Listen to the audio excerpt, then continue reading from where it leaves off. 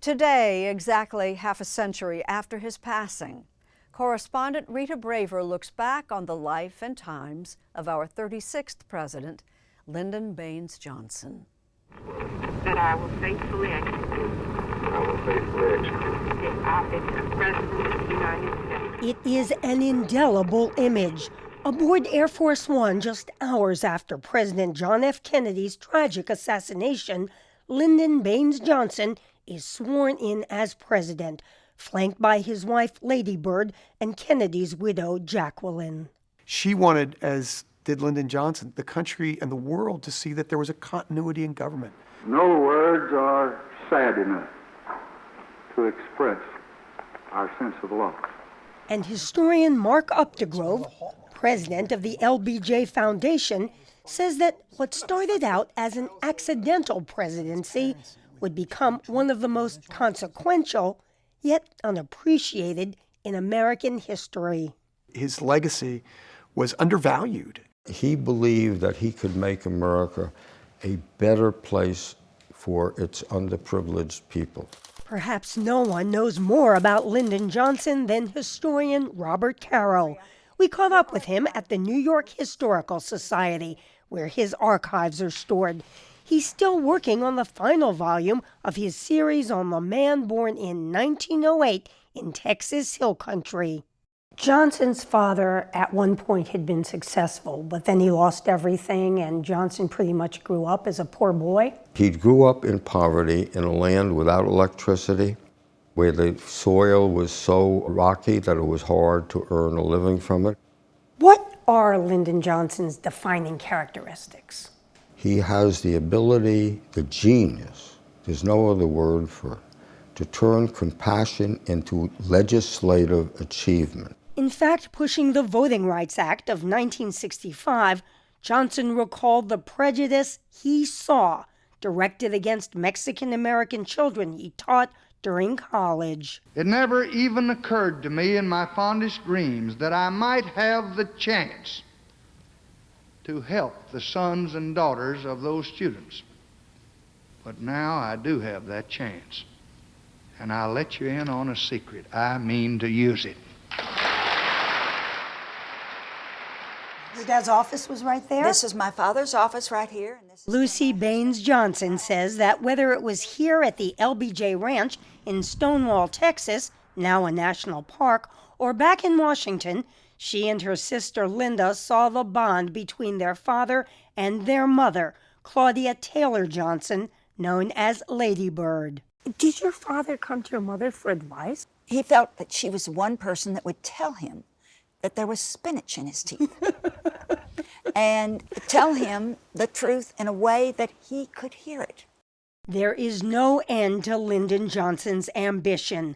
Elected to the House at age 28, he wins a Senate seat a decade later, quickly amassing power to become, as Robert Caro dubs him, Master of the Senate. Lyndon Johnson becomes Majority Leader on January 1st, 1955.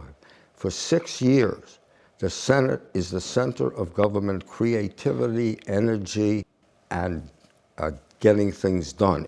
Still, when Johnson decides to run for president in 1960, he loses the Democratic nomination to John F. Kennedy, the charismatic young senator from Massachusetts.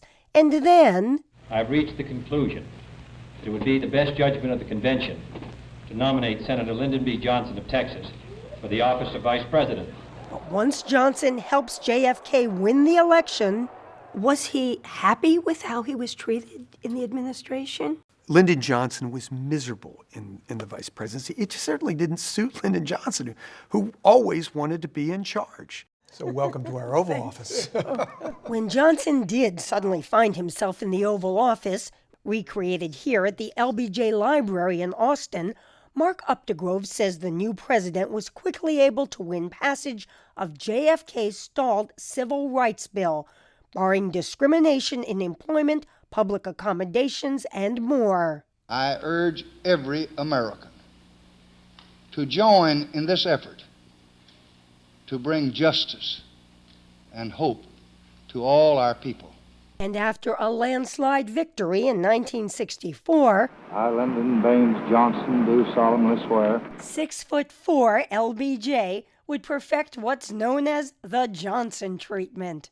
He would put his arm around you if he was trying to persuade you of something, and he'd lean into your face and talk to you nose to nose like that.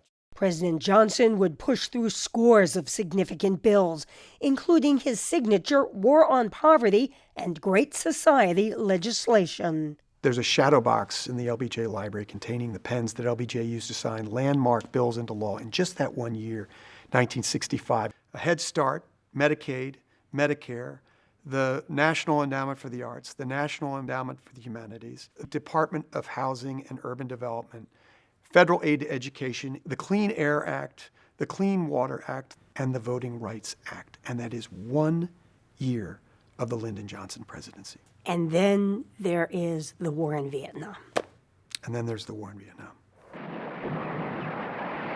Lyndon Johnson believes heartily in the domino theory, that if you let a nation fall to communism, other nations will fall in turn.